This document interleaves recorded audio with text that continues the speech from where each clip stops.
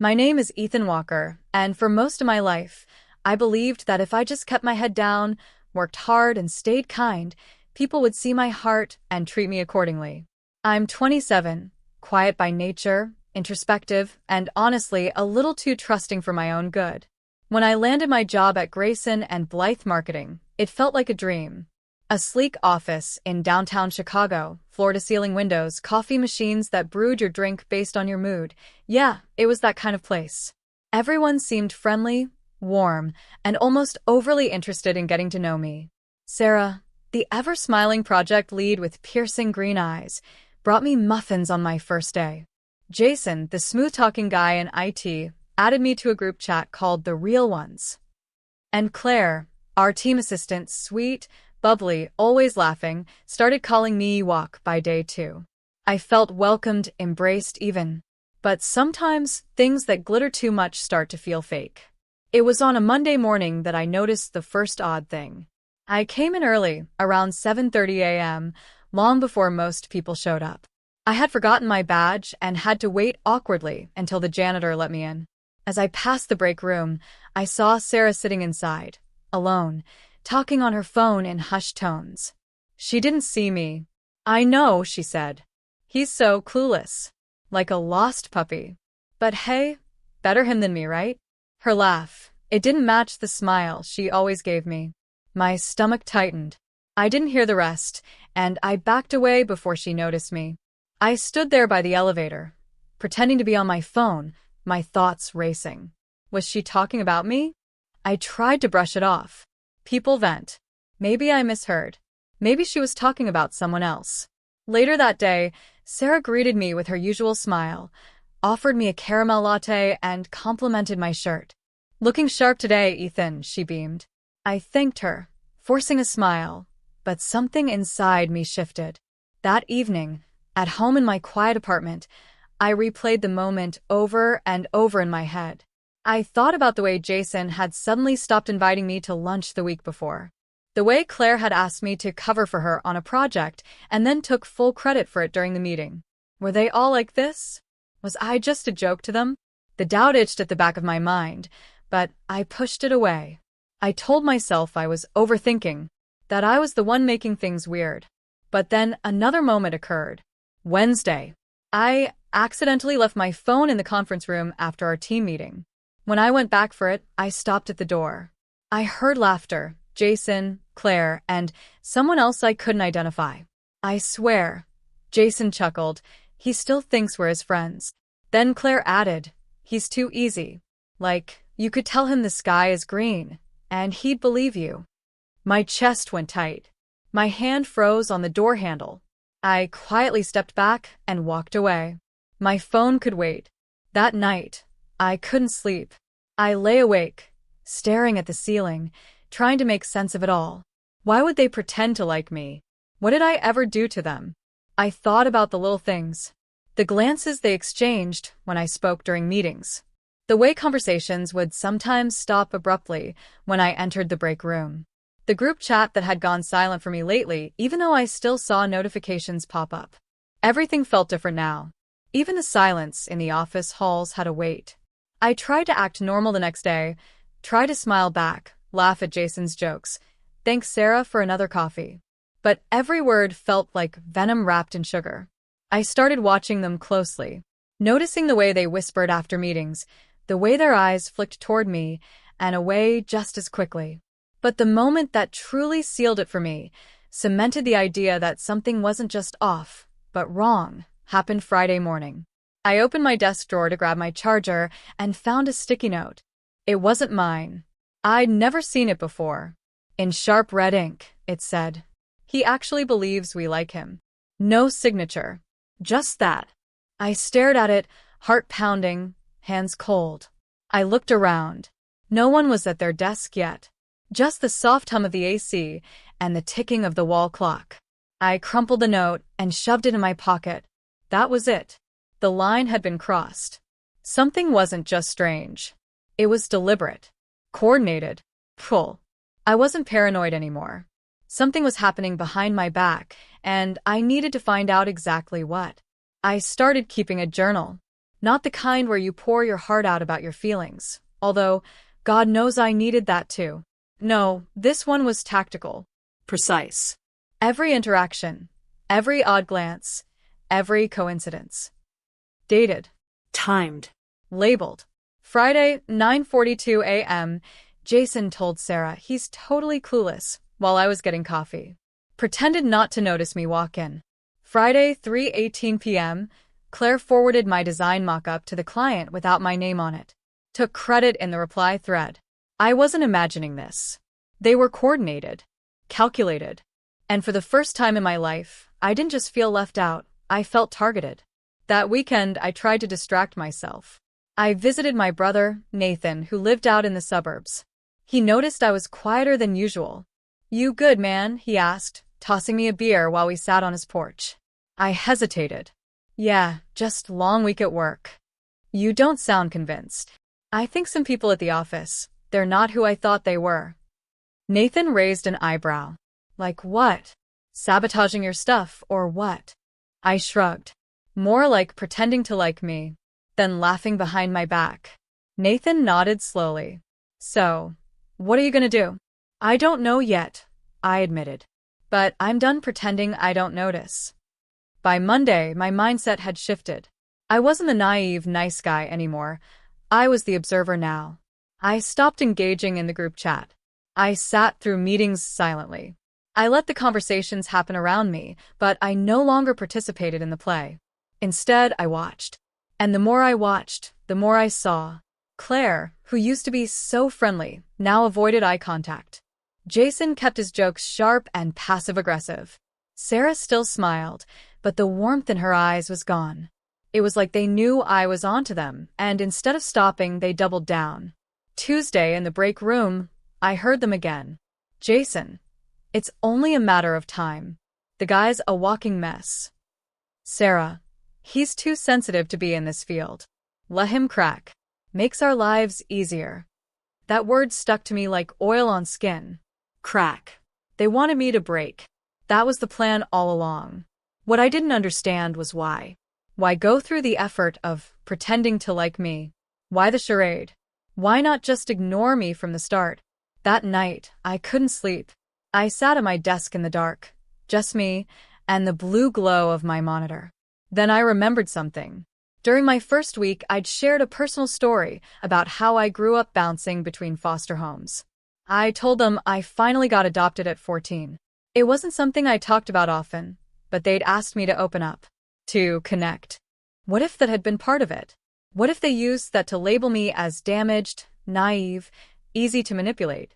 The thought made me sick. Wednesday morning, I set a trap. I emailed a fake message to myself from a burner account. In it, I made it look like I was getting headhunted by a major rival firm, Harper and Sloan, known for poaching top talent. I accidentally left the email open on my screen while I stepped away for coffee.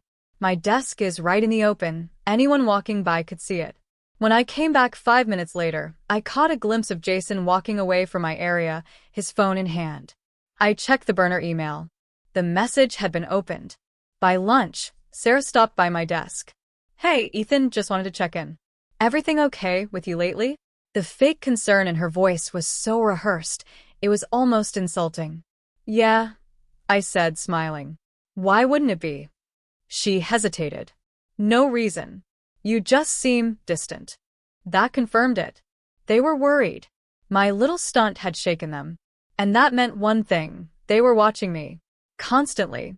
That night, I changed my plan. I wasn't just going to collect information anymore. I was going to expose them. All of them. By Thursday, I'd had enough of the shadows. I needed solid proof. Not just notes, feelings, or overheard conversations. I needed something irrefutable. Something I could take to HR, the partners, hell, even the press, if I had to. So I started recording. Quietly. Strategically.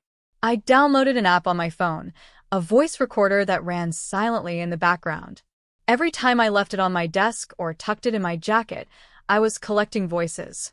Conversations. Whispers. The first few recordings were bland, small talk, lunch orders, water cooler jokes. But then came Friday. Late afternoon, I stepped out for a call, leaving my phone behind on my desk. The office was quiet. Most people had ducked out early for the weekend. But not Jason, not Sarah, not Claire, and not Megan, the HR assistant who always seemed to know more than she let on. When I got back 10 minutes later, they were all gone. But my phone had captured everything. I waited until I got home to listen. Alone, lights off, headphones in. At first it was static. Chairs squeaking. A cough. Footsteps. Then Jason's voice. "You think he suspects anything?" "Claire. He's not stupid, Jason. You saw the email. Harper and Sloan? That was bait." "Sarah. He's watching us. We need to shut this down now before he goes to upper management." Jason again, lower this time. "We could leak his foster records. Say he's unstable. Nobody checks that stuff." Claire laughed. "Or better, tell HR he made you uncomfortable, that he's been acting off. It's just enough to start an investigation." Then Megan. "You guys are insane. This is a lawsuit waiting to happen." Sarah. "Then don't be part of it. But don't say we didn't warn you. He's the one who pushed this." That was the moment I stopped breathing. They weren't just gossiping or being cruel. They were orchestrating something, a full-blown character assassination. All because I'd been nice? No, because I trusted them. I gave them parts of me that were real. Raw. Honest. And they decided that made me weak. I replayed the audio 3 times. Each time, I sank deeper into disbelief. My heartbeat felt like thunder in my ears. My mouth went dry. For a full 10 minutes, I sat there shaking. Then I got up, opened my closet, and pulled out the shoebox I kept under my old tax files, the one with the sealed envelope my adoptive father had given me the night before he died. Inside was a business card. Miles Hartman, partner, Harper and Sloan. Back then, it didn't matter. Now, it meant everything. I emailed Miles with the subject line, "Need to talk. I have something you'll want to hear." Within 2 hours, he replied, "Come in Monday, 8 a.m. My office. Alone." That weekend, I barely slept. But not from fear, from clarity. The fog had lifted. The masks were off. I knew exactly what I was dealing with. Sunday night, I sent a text to Megan. "I know what they said. I have it recorded. I'm going to fix this. But I need your help." She replied 5 minutes later. "Meet me at 7:30. Side entrance." Monday morning, I stood outside Harper and Sloan, dressed in my best navy suit, holding a flash drive with the recording plus printouts of my notes, emails, and screenshots. I felt like I was walking into a courtroom with the truth as my only weapon.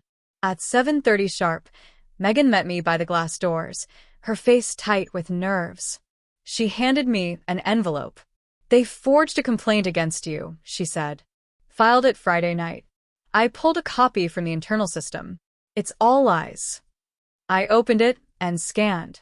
Ethan Riley created an unsafe environment, erratic behavior, history of emotional instability. My stomach churned. Megan's voice broke. "I'm sorry. I thought Claire was your friend. I didn't think they'd go this far." I nodded slowly. "It's not your fault. You're helping now." By 8 o'clock, I was in Miles Hartman's office. He was sharper than I remembered, older now, but still commanding, with sharp eyes and a voice that didn't ask questions twice. "Tell me everything," he said.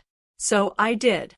The betrayal, the recordings, the smear campaign, and how my team had pretended to like me for months while building a plan to erase me.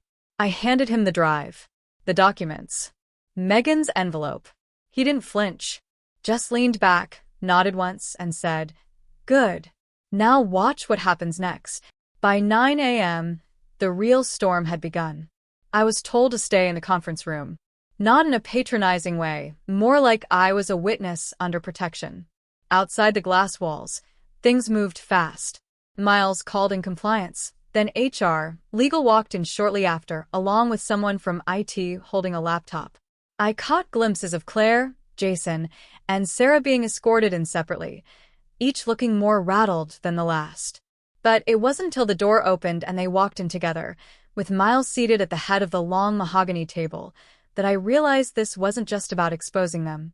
It was about destroying the illusion they had built around me. Miles didn't waste time. He pressed play. The audio of their Friday conversation filled the room. No names. No commentary. Just their voices, raw and damning. Jason's jaw locked. Claire paled. Sarah scoffed, as if she thought it was fake. "What the hell is this?" she said sharply. "You're using secret recordings now?" Miles raised an eyebrow. "Would you like to hear the part where you discuss falsifying a complaint? Because I can rewind." Claire looked around, desperate. It was taken out of context. "You were conspiring to defame a colleague," Miles cut in. "Knowingly, strategically, and you filed a complaint based on lies." Jason spoke up, anger simmering. "Ethan's been paranoid for weeks. Making stuff up, sneaking around." "You made me paranoid," I snapped, standing now. "Because you pretended to care. You manipulated every conversation. You used what I told you about my background, my struggles, as leverage." Claire pointed at me like a drowning woman grabbing at branches. "You're not who you said you were. You lied about your past. You left out so much." "My past was never yours to weaponize," I said coldly. Silence followed. Even Sarah, with her razor-sharp tongue, was quiet now. Megan stepped into the room then, holding her own printed copy of the complaint, the one she had secretly pulled from the system. She laid it on the table. "I can testify that the complaint was filed late Friday night, backdated, and unsigned until Monday morning. They were trying to cover their tracks." Miles didn't say a word. He didn't need to. The look on his face said everything. "We're placing all three of you on immediate unpaid leave pending a formal investigation," he said quietly. "Security will escort you out. You'll have a chance to respond with counsel present. But I wouldn't recommend pushing your luck." Jason pushed back from his chair, furious. "This is a setup. You're siding with him because of the truth," Miles interrupted. And then he added, in a tone that cut deeper than anything Jason could say, "You underestimated the wrong person." As they were let out, eyes burning, shoulders tight, Claire turned and said to me, "You don't belong here, Ethan. You never did." I smiled. Calm. Dead in the eyes. "Then why were you so afraid of me?" She flinched. And just like that, the mask shattered. Once they were gone, the room fell still. Megan sat beside me, visibly shaken. "I'm sorry I didn't say anything sooner. I knew they were mean, but I didn't know how far they'd gone." "You spoke up when it counted," I told her. "That's more than most do." Miles walked over, clapped a hand on my shoulder. "You did good, Ethan. And just so you know, Harper and Sloan doesn't take kindly to betrayal. We protect our own. Always." I nodded, but the adrenaline had worn off. What I felt now wasn't victory. It was emptiness. Not because I hadn't won, but because I had trusted them so deeply. Because I wanted to belong. And now I wasn't sure if I ever could. On my way out of the building that day, I passed Claire's empty desk. Her coffee mug still sat there. Her notes. A picture of her golden retriever on a hiking trail. For a second, I hesitated. Not out of sentiment, out of study. I wanted to understand how someone who smiled at you every morning could plan your downfall by lunch. Maybe I'd never know. But as I stepped into the elevator, my phone buzzed. A message from an unknown number. "You think this is over? Think again." No name. No context. But I knew it was one of them. Probably Sarah. I locked my screen. Breathed in. Breathed out. Then I whispered, "Game on." Days passed. Then a week. Then 2. The office was quieter now, like something toxic had been removed from the air. No sarcastic jabs, no fake compliments, no performative laughter in the break room. People still looked at me differently, some with respect, others with suspicion, but no one whispered behind my back anymore. Jason, Claire, and Sarah had disappeared from our lives like ghosts swallowed by consequence. Still, I couldn't relax. I kept replaying everything. Every fake smile. Every, "How was your weekend?" Every time they asked about my dad, about my old job, pretending it was small talk when really, they were collecting ammo. I kept wondering, why me? I wasn't flashy. I wasn't loud. I didn't climb over anyone to get here. If anything, I stayed in my lane too long, hoping people would let me in. That's when it hit me. They didn't pretend to like me because I was a threat. They pretended to like me because they knew I'd try to earn it. They banked on my desire to be accepted and turned it into a leash. And the worst part? It worked. For a while. That realization broke something in me. A softness I used to carry, it hardened. And though I never wanted to be cruel like them, I finally understood why people build walls. I started showing up different. Colder. Quieter. Sharper. I no longer made small talk in the elevator. I didn't linger at meetings. I kept my circle tight, just Megan and a few others who had shown their loyalty through actions, not words. One night, as I stayed late reviewing a legal brief, I got another message. "Hope you're enjoying your little victory. The game's not over." No name. No number. But it had that same tone. The one Sarah used when she knew she was pushing a nerve. I stared at the text unbothered. Let them play. The next morning, Megan walked into my office, eyes wide. "You're not going to believe this," she said, tossing a manila folder on my desk. Inside were printed emails, HR correspondences from Claire's company email address, all forwarded anonymously. "What is this?" I asked. "Proof," she said, "that they didn't just target you. They had a system. 2 interns last year quit after feeling bullied. One woman in accounting filed a silent complaint against Sarah, same pattern, fake friendliness, then sabotage." My hands trembled. "They've been doing this for years," Megan whispered. "You were just the first one to catch them in the act." I stared at the emails, my stomach hollow. This wasn't just about me. They weren't just cruel. They were calculated predators. The realization made me sick. I forwarded everything to Miles. Within hours, legal was involved again. The firm opened an internal review of all employee exit interviews from the last 3 years. But the message on my phone still haunted me. So I traced it. I called in a favor from an old college friend in cybersecurity. It took him 4 days. When he called back, he said, "The number's been bounced through 4 VPNs. But the last IP pinged from inside your building." I froze. "Wait, you mean someone still here is helping them? Or watching you?" Could be both. I didn't sleep that night. The idea that someone in my office was still reporting back to them, or worse, planning something else, made me paranoid all over again. Every smile felt like a trap. Every good morning a performance. But I didn't back down. Instead, I leaned in. I installed my own cameras in my office. Changed all my passwords. Stopped using company Wi-Fi. I documented everything. Then I played my final card. I sent a message. Not to Sarah. Not to Claire. To whoever was helping them. "I know who you are. And when this comes out, and it will, you'll fall with them." The reply came minutes later. Just one line. "So be it." I stared at those words, heart hammering. They weren't denying it. They were accepting it. And somehow, that scared me more than anything else. A month later, HR finished their internal review. 3 more names surfaced, people who had enabled Claire and Jason. People who turned a blind eye when interns were mistreated. People who deleted complaints or discouraged whistleblowing. They were all fired. Quietly. Efficiently. But something still felt unfinished. It wasn't until I was packing up to leave one night, months after the first recording, that I found the envelope. No name. Just a plain white envelope slid under my office door. Inside, a single photo. It was me. Taken from behind.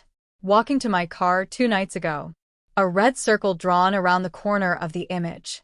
In that corner, partially obscured by shadow, was a silhouette. Someone watching. And written on the back of the photo, in thick, black marker, "It's never over. Not for people like you." My hands went ice cold. I rushed to check the security camera in the hallway. The footage? Wiped. I called building security. Nothing.